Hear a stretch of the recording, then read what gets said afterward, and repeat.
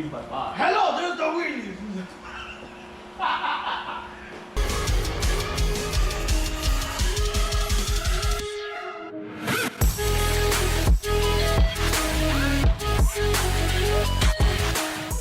What is going on, everybody? SW Motorsports here, doing a 200,000 mile oil change and various other services. This Volvo here.